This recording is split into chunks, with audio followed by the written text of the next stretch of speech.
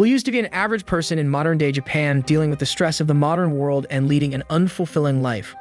One day, he was suddenly transported to an alternate world where, as soon as he opened his eyes, he saw a bunch of demons, and he started crying, thinking that he was in hell. He slowly realized that he had been transferred into the body of a baby and at first couldn't even understand the language that the demons spoke. Several months pass by and he finally understands their language a bit, but regardless of everything, he is still a tiny baby who has the brain of a high schooler. He understands and learns things much faster than an average child, and he realizes that the demons are taking excellent care of him. But he still thinks that he must be in hell, until one day, one of the female demons named Mary takes him outside of the place they lived in, and as soon as he sees the world, his eyes tear up.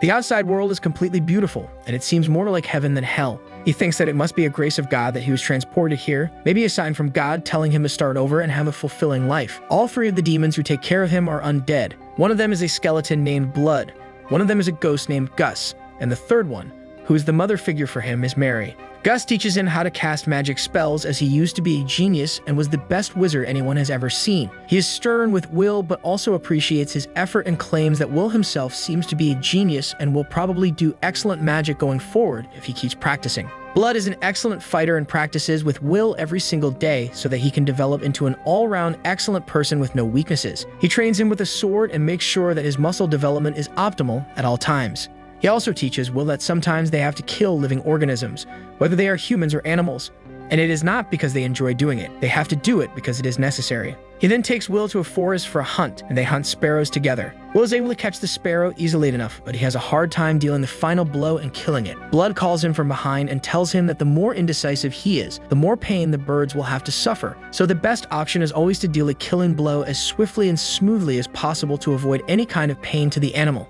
Finally, one day, Blood tells Will that he has gotten strong enough that he doesn't have to hold back everything and tells him to get ready. Gus tells Will to get ready as Blood is faster than he looks, and before Will can even reply, Blood slashes at him. But thankfully, Will is able to dodge his attack just in time.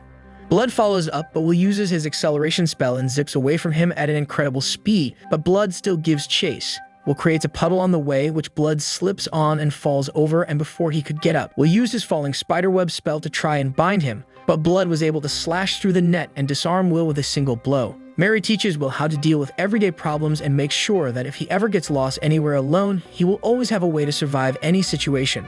On the day after coming from training, Will is told that Mary is again in the temple praying to the Earth Goddess. His curiosity gets the better of him, and he peeks through the door only to see Marie on fire. He runs towards her, screaming and grabs her, trying to pull her out of the flames before shouting for help. His arms start burning and suddenly he falls unconscious. He wakes up in his room with all three of the undead present. Marie starts crying with joy and curses herself for not paying attention, but Will tells her to chill out before telling her that he just got curious as to what she does. Marie looks at Will and sadly exclaims that all three of them used to be humans before, but they died, and sadly, their souls still clung to their mortal bodies, creating a very strong pact that led them to turn undead. When you become undead, you go against the rules of God and basically make them your enemy. So whenever Marie tries to pray to God, she gets enveloped in fire, and yet she's been praying to God every day non-stop forever since she can remember her life. 5 years have passed since that incident occurred, and now Will is 13 years old. He has been praying to the gods non-stop and has been able to meditate in front of them for 3 days straight without needing any rest or food. His lessons with Gus have been getting progressively harder, but he tries to learn them all nonetheless, and the more he is able to learn, the more intense the lessons get. He sometimes believes that Gus wants to wear him down, so he tells him that he can't do it anymore after being fed up with learning, but Will refuses to do so. Blood trains Will every single day, and finally one day he brings Will to the grounds and tells him that today he will be fighting an actual undead demon and not him. Will gets a little anxious but decides to stand his ground and agrees to the duel. Blood releases the undead and Will takes his sword out. They both run at each other and strike, but Will is able to dodge the opponent's attack while landing a perfect blow to his body, defeating the demon in an instant. Blood is very surprised at this, and even Will cannot believe his eyes. He's overjoyed with his first actual combat and asks Blood if he did well. Blood thinks for a bit and tells him that he thinks Will is ready for the real experience. He then takes Will with him to the abandoned city and explains to him that several decades ago, this city used to be a flourishing area with tons of people around in a very economically stable environment. Then one day disaster struck and the entire population was wiped out, and now this is a ghost town where every single person has been converted into an undead and haunts the dungeons. He takes Will inside a dungeon and walks deep inside before he tells him that he will be leaving the dungeon and will be waiting outside for him, and before Will can say anything, Blood simply disappears after snuffing out the light. Will suddenly feels like a kid again and feels very lost. He then sits down and drinks water while eating some jerky, and thinks about how he has never been alone in this life, as he always had either Blood or Mary with him at all times. But in his previous life in Japan, he spent all of his life alone. He feels very cold and lonely, but he sucks it up and proceeds forward, planning to escape as soon as possible. While walking, however, he spots a bigger and stronger undead skeleton holding a spear in his hands. He gets scared for a moment and thinks whether he should fight with him or simply find an alternate way to avoid him. But he thinks to himself, what would Blood have done? After that, he realizes that Blood would never run away from his problems and walks out in front of the undead, getting ready to fight. He takes out his sword and runs towards the demon, slashing away at it. But the demon is able to dodge his attack. He realizes that this demon is neither as strong nor as fast as Blood, so he has nothing to worry about.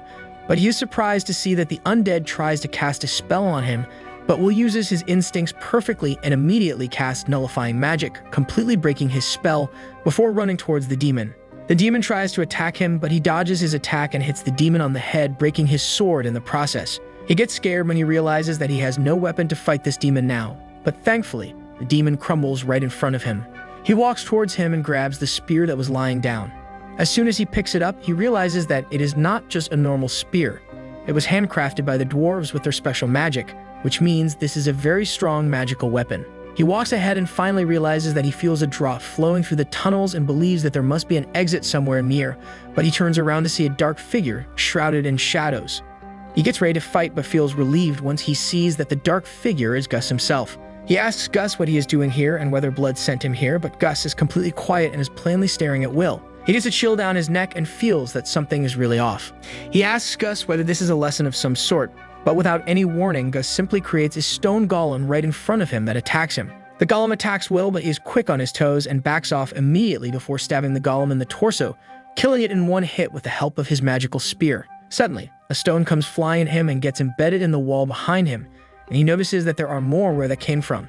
He dodges all of them and runs away as fast as possible. Gus uses the spider web spell on him, but he is able to use his nullifying magic just in time to cancel it. To his surprise, however, Gus had also already made the floor greasy with his magic, which led to him falling down. Will quickly gets up and dodges another flurry of stones aimed at him before he starts running again. He keeps running as Gus starts casting multiple spells at once, which is extremely difficult, and Will now can't simply nullify all of his spells at once and is forced to keep running while trying to dodge his deadly attacks. He trips over and falls down, only to look up and see that Gus is preparing for another giant flurry of rocks to be hurled in his direction. Will starts to panic, thinking that this is not the way he wants to die, especially when he was given a second chance on life by someone he considers his dear teacher. He closes his eyes and decides that he is not ready to die yet, and if it comes to it, he will kill Gus. He gets up and starts running in his direction with extreme quickness before thrusting his spear towards him, only to stop a couple of inches away from his body. His hands start trembling and he drops his spear, asking Gus why he wants to kill me. He tells him that he considered Gus his grandfather and just wants to know the reason why he wants Will dead. He looks up at him and tells him that if he really wants to kill him, then Will is ready to accept his death because he can never hurt Gus no matter what, and he starts tearing up uncontrollably. Gus looks at Will and suddenly sounds all cheery, saying that he thinks he took this lesson so far and telling Will that he did really well. Will is relieved that Gus doesn't want to kill him, but at the same time he knows that it wasn't a lesson and that Gus is definitely hiding something.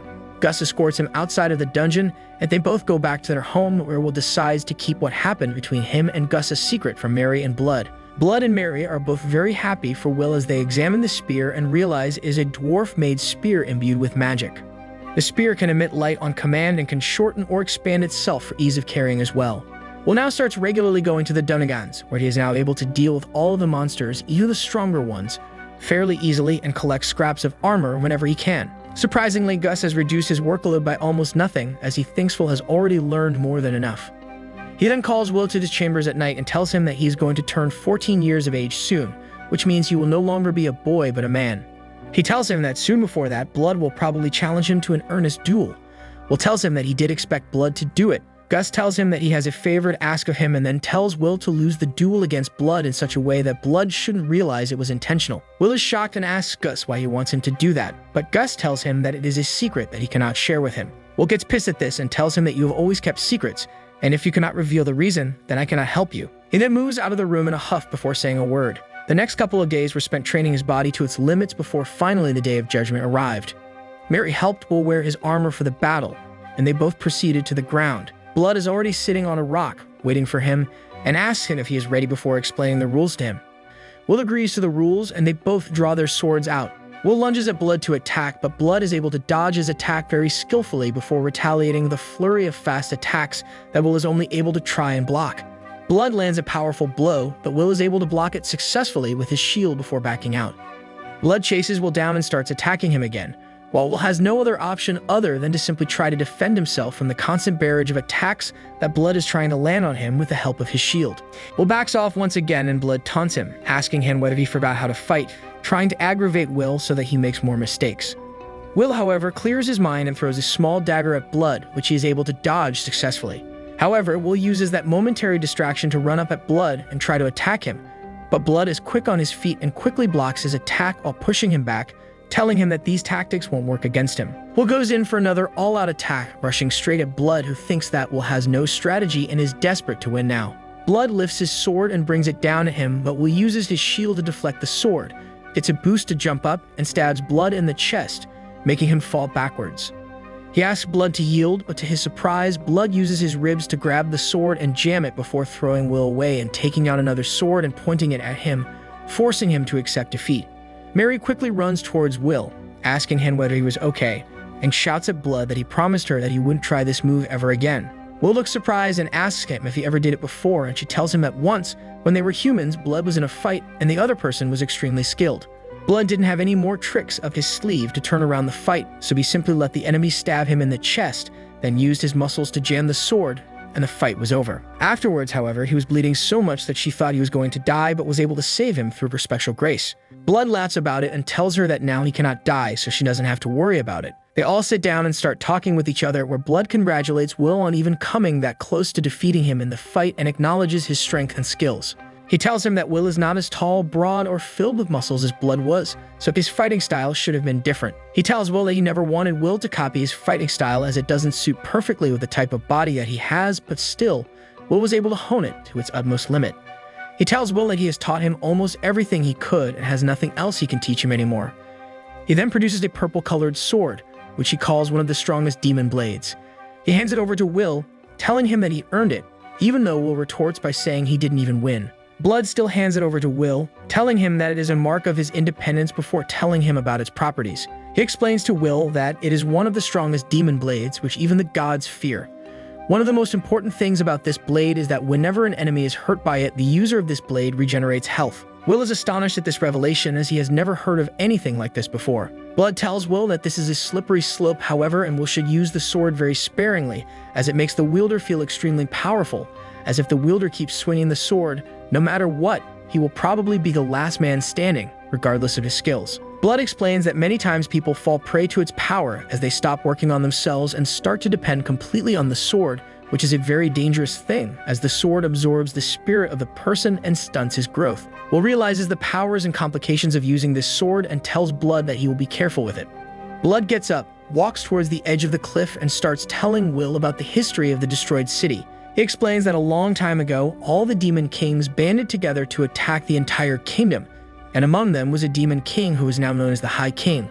He was an extremely vile and ruthless demon who used to own the demon blade that Blood gave to Will. He tells Will that the continent got overrun by the demons, and all hopes seemed to be lost. This all happened because the High King had a secret ability. He could create demons with his blood and high-ranking demon generals with his flesh. This meant that he had no shortage of demons for his army, and paired with the demon's sword, he was unstoppable. According to Blood, the Demon King would run into the battle headfirst and start swinging his sword, cutting anyone and everyone who came into his path without defending himself and letting himself get cut so he could bleed and create more soldiers for himself. Paired with the Demon Blade, he was able to heal himself constantly while creating thousands of new soldiers all the time. This led to him defeating all the allied forces and being crowned the sole king for the entire continent. After that, bloodshed started in full force. Humans were getting killed in villages. They were being sacrificed to dark gods, and everyone thought that humanity was about to be destroyed. One day, however, Gus, the sacred mage, arrived in the kingdom and told everyone that now was the best time to strike the High King down. He paired himself up with Blood, the ultimate warrior, and Mary, the beautiful maid with the grace of healing people completely. He created a plan according to which he, Mary, Blood, and some of his elite warriors would enter the city of the High King at night through a sewer. They will make their way to his palace and engage him in combat. Gus will try to hold him in place, and Blood will enter a duel with him, while Mary will keep healing everyone, including the Demon King, so he cannot bleed and produce new demons. Gus will then steal his sword, making him lose his trump card, and then it will be easier for them to simply defeat him. Blood, however, looks at the ground and reveals that their plan failed. Will seem surprised, but Blood reveals that everything was going according to plan, but when they reached the High King, he transformed into a giant demon, and he was such an incredible swordsman that Blood wasn't even able to lay a finger on him. All of his warrior friends died, and if it wasn't for Mary, he would have died as well. Will asked him, how were they able to defeat him at last? Because he must have been defeated, as Will has his sword right now. Blood reveals that the god of stagnation, who wants the world to be free of life and death, descended on land and told Mary, Blood, and Gus that if they sacrifice themselves to him, he will help them seal the High King and eradicate all the demons as well. So without a second thought, all three of them agreed to sacrifice themselves. Blood became a skeleton, Gus became a ghost, and Mary became a mummy. The god kept his promise and eradicated all of the demons, but instead of killing them, he simply converted everyone to undead demons, which means that they will never die nor reproduce, bringing the world to stagnation. According to Blood, the three of them are the highest-ranking undeads and have been guarding this seal for more than 200 years. One day, a bunch of demons brought a human baby into the temple to try and sacrifice it to one of the dark gods. They were surprised by the human kid, as they thought that no human was left on the planet, but right in front of them was a human baby. Gus wanted to leave the baby alone in the woods, as it is not their job to do anything about it, but Mary and Blood both outvoted him and decided to keep the baby and raise it as their own. This was the reason that they never told Will anything before, because they couldn't bring themselves to tell him that he was meant to be a sacrifice. Mary gets up and hugs Will, telling him that she will always love him, and even Blood tells him that he was the best pupil anyone could have asked for. Will is very confused because both of them sound like they are saying their final goodbyes, but suddenly, dark clouds start circling around him, and a giant shadowy figure emerges from the sky, asking Blood and Mary whether they have said their farewells and lost attachment to the kid, to which they give their affirmations. Will suddenly feels powerless and falls to the ground when the deity tells both of them to place their souls in his hand. Before they could do anything, however, Gus arrived in the middle, breaking the entire ground in half and telling Will to take both Mary and Blood away while he dealt with it. Gus stands strong in front of the three of them, while Stagnate tells him that he is nothing but a mage and does not have the power to defeat a powerful deity like him. Gus simply looks at him and tells him that he is not going to let him take the souls of both Blood and Mary without a fight. Stagnate simply laughs at him and tells him that Gus is going to regret this heavily, but without another word, Gus throws a bunch of spells at him, which Will is shocked by, as the mana he is putting in each spell is insane. Stagnate is easily able to nullify them, so Gus uses 3 spells at once, but Stagnate simply creates a barrier around him to protect him from the magic while telling Gus that all that he is doing is completely useless. Gus, however, starts throwing even more complex spells by somehow using 4 spells at a time, which even surprises Stagnate, who struggles to nullify all of them at once. A huge explosion takes place and Stagnate disappears. Gus walks towards Will and tells him that everything is fine, he can relax, and there is nothing to worry about. Will is still completely shaken but is happy that all of them are safe. But before he could say anything, Gus makes a terrible sound and gets split in half, falling down on the floor.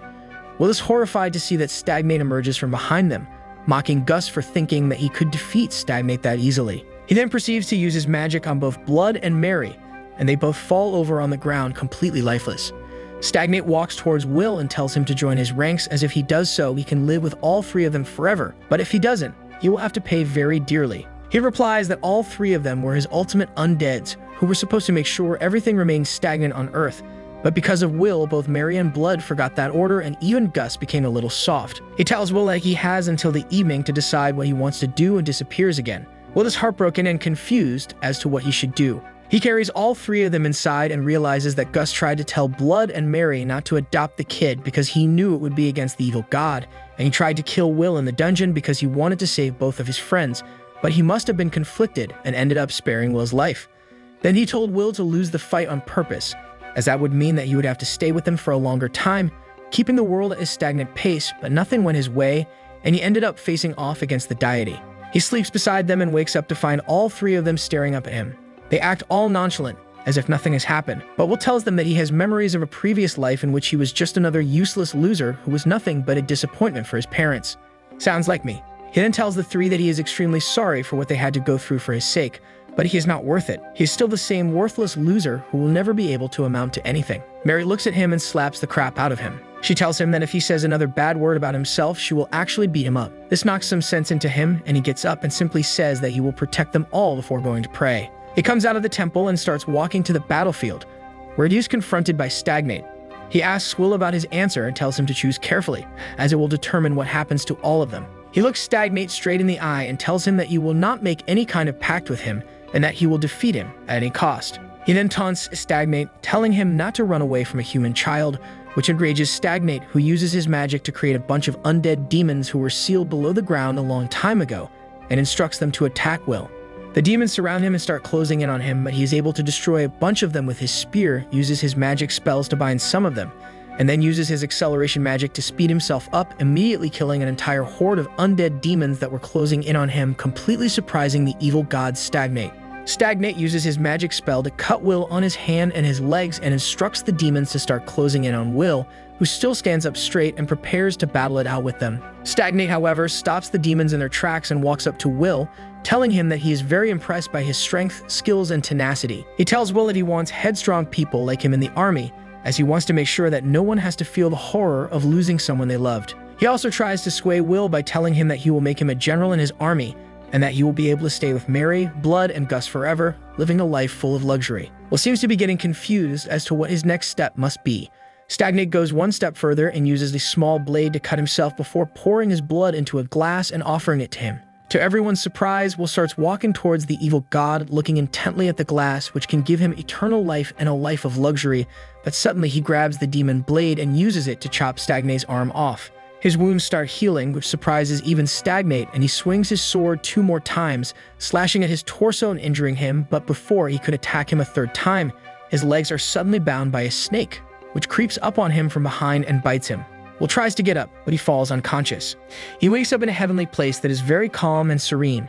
He looks around and feels like he has been here before, but he cannot put his finger on where. He then turns around to see a beautiful woman walk in front of him, and he suddenly realizes that when he was transferred to this world, he walked along with this beautiful woman under this starry sky before being born in this world. The woman asks him whether he has made a decision about what he wants to do, and he replies that he has. He tells her that he has lived a life where he wasn't happy and was a disappointment to everyone around him, and he doesn't want that to happen again. He wants to be of some help and wants to protect Gus, Blood, and Mary. She looks at him and asks him whether he is willing to accept the fact that one day he will die in this world, and he looks at her and accepts it before telling her that he knows the true nature of life and that without death, life becomes meaningless. The woman looks at him and tells him that if that is the case, then she is willing to happily give him her grace. She tells him to wake up, make an oath, and walk alongside her forever. He suddenly wakes up on the battlefield and quickly removes the snake from him while Stagnate laughs at him. He suddenly falls down on his knees in a small prayer and says an oath to the goddess of light, Gracefield, the beautiful woman who brought him into this world. Stagnate laughs at him, not knowing what he is doing, but suddenly realizes that he has created a pact with the goddess of light as Will's body is set ablaze in blue flames. He grabs his sword and claims that he is going to give his entire life for the goddess of life and eradicate all the dark forces of the world. Stagnate orders his forces to kill the boy, but as soon as they try to attack him, he simply uses the special grace that he received from the goddess to defeat the entire horde in an instant. He then looks towards Stagnate and uses his acceleration spell to quickly close in the distance, but Stagnate quickly jumps up and uses a dust spell to disappear in it. Will is on guard but is unable to feel the presence when he realizes that Stagnate must have gone back to the temple to harm Blood and Mary. Will quickly uses his acceleration spell and rushes towards the temple. He enters the temple to witness Stagnate facing off against Blood, who is covering Mary. William uses his acceleration magic again, but Stagnate is too close to them, and Will knows that he won't be able to reach him in time. He feels sad while he still tries hopelessly to reach him. Suddenly, however, a bright light shines and the goddess of earth shows herself, distracting Stagnate to protect her dear follower Mary. That was all the time Will needed. He quickly uses his grace and fires a huge attack at Stagnate, who is forced to defend himself by firing an enormous blast himself. Blood takes advantage of this situation and jumps from behind, trying to attack him. Stagnate dodges his attack, but before he could recover, Will used his acceleration spell and rushed towards him. Stagnate tries using his magic, Gus arrives just in time, attacking Stagnate with his own magic as well. Will stabs the god in the stomach with his sword, driving it deep inside him and pushes him against the wall, pinning him there. Will then uses a barrage of attacks using the demon blade alongside the grace of the goddess of light and eliminates Stagnate once and forever. He immediately collapses on the floor with exhaustion and the 3 of them rush towards him. asking if he's okay. Gus congratulates him and tells him that he has gotten a lot stronger. They'd all seem very happy at his accomplishment, and Gus tells them that tonight they will celebrate, and he walks outside of the temple to get some good liquor to drink. Mary and Blood try to get up and follow him outside, but they suddenly fall back on the floor. We'll ask them if anything is wrong, but they seem to already know what is up. They tell him that because Stagnate is dead and they ended up breaking their contract by fostering Will, they are going to die. Will is shocked at this and tells them that this is not possible, and there must be a different way to deal with it. Mary and Blood tell him to stay strong and explain to him that they are really happy, as finally they will be able to enter the circle of life as it should be, and that he should not be sad about it, as they will always be watching over him, no matter what. He starts crying and tells them not to leave him as there must be a different way, but Mary tells him to not be so selfish and just be happy, as they like his smiling face. Slowly the spirits leave their bodies and they lie on the floor lifeless while Will prays for them. I'm glad that they were able to enter the cycle of life once again and find happiness at last. The next day, he buries their bodies on a hilltop and creates gravestones for them, telling them that he is going to embark on a journey soon and that he will come back as often as possible to meet them. Gus approaches him from behind, asking him if he has said his farewell, and Will replies that he has. He asks Gus about the reason why he is still alive, and he replies that because he didn't completely break his contract, he still has around 10 years to live before he dies, and in that time he will guard the seal of the High King. He then tosses a sack at Will, who opens it to find a bunch of treasure inside. Will is surprised by this and looks at Gus, who tells him to spend it carefully, as it took a long time for him to collect everything in that sack. Will is very grateful for the money, as he will need it once he goes forward with his journey. He returns to his room one last time, gets dressed, and readies his bag before coming back outside. Gus walks with him till the end of the road, where he says his farewell, but before going, he tells Will that he will need a last name and names him William G. Maryblood. Will embarks upon his journey and starts traveling through a bunch of forests, killing demons, and subsisting on the preserved food that he brought along the way. He seems to be very troubled by the fact that even after walking so much, there is not a single sign of any human presence around. He walks and enters what seems like an old civilization's abandoned city. The houses are all made up of stone, but are completely overgrown with moss and other plants. He walks through the town where he finds a giant crater in the ground, which he realizes is the result of a giant explosion created by very high-level magic, which he suspects might have been cast by Gus himself. He walks over to the river, prays to the goddess of light, and uses his grace to free the souls of people wandering around the area so that they can return to the circle of life. He then sets camp, uses a bunch of protective charms to safeguard himself, and then prepares a fire to cook some food over it before going to sleep. The next day, he starts walking down the stream inside the jungle in the hopes of finding humans. Suddenly, he hears a rustling sound coming from the bushes, and to his surprise, a wild boar emerges from the bushes and tries to attack him. But he is quick on his feet and is able to stab the boar, killing it in a single blow. He realizes that the boar has already been hit by an arrow, which means that someone is already nearby. He looks around and spots a young man atop a boulder, holding a bow and aiming it at him. Will thinks about what he should say as he doesn't want to fight this person. He thinks about dropping his weapons, but that could be dangerous as the archer might attack him when his defense is down.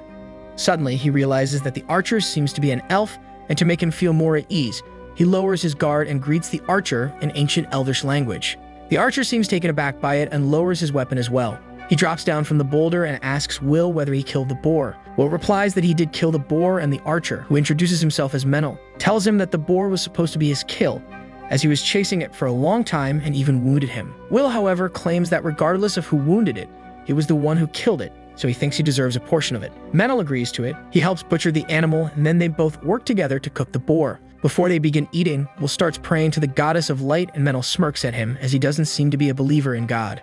After the food was over, Mean grabbed his stuff and was about to leave when he turned around and asked Will where he was from. Will can't tell them the truth, so he simply says that he is from the south. Menel, however, seems surprised at this and tells him that no human lives south of here and only a handful of adventurers go there. Will thinks quickly on his feet and tells him that he is one of the adventurers. Menel, however, doesn't really care and starts walking. Will stops him and asks him whether he could come alongside him, but Menel refuses, telling him not to follow at any cost. Will asks whether Menel will be alright inside the forest, and he tells Will that he doesn't need to worry about it. He uses his magic to bring forth a bunch of fireys who light up the way for him, and he disappears inside the forest. The night falls, and Will creates a campfire to have dinner before he decides to sleep. During his sleep, however, the goddess of light enters his dream and shows him some visions in which he sees a village and Menel. He wakes up with a jolt, thinking that Menel is going to get attacked, and runs around tracing his footsteps to warn him of the upcoming danger. He finally reaches a village and spots that a couple of humans are walking around, but he doesn't feel like anything has happened yet. Suddenly, he senses an attack coming and rushes in front of the men. He realizes that Menel is not in danger. He's the danger. Menel shoots more arrows at him, but Will simply blocks them as well. The villagers start making a bunch of noise to alert the rest of the village, while Will distracts Menel and his gang. Menel uses his fairy magic to create a bunch of disturbance beneath Will's feet, but he simply slams the ground with immense force, destroying the fairies in the area. Menel uses fire magic and throws a fiery attack towards Will, who uses his spear to slash through it before using his acceleration magic to close in the gap and hitting Menel in the stomach from the shaft of the spear, knocking him down. He then quickly captures the rest of the perpetrators by using his web magic by the time the entire village arrives. One of the villagers walks up to Will, thanks him for his service, and asks whether he is from around here. Will again simply tells him that he is an adventurer from the south and asks him what will happen to the raiders. The villager simply replies that even he doesn't know what is going to happen. He also explains that all these people seem to be from the neighboring village and he doesn't know why they will raid this village as they are on good terms. Suddenly, the village chief appears from the crowd and thanks Will for saving the village before asking whether he will save the village again if anything happens. Will replies that he is the follower of the goddess of light and according to her, he has to protect every person that comes his way. The entire village seems to be asking for the perpetrators to be executed immediately, but the village elder tells them that this is not how things happen. The next day, they are all lined up and the questioning starts. The village chief asks them why they did it, and Menel quickly replies that their village got destroyed by a bunch of demons, and they killed almost everyone, taking all the supplies and money, leaving them with nothing. They have no other choice, so all they can do is try to raid the nearby village so they can sustain themselves. Menel, however, tells the village chief that the idea of the raid was totally his and that he should leave the other guys and only punish him however he wants.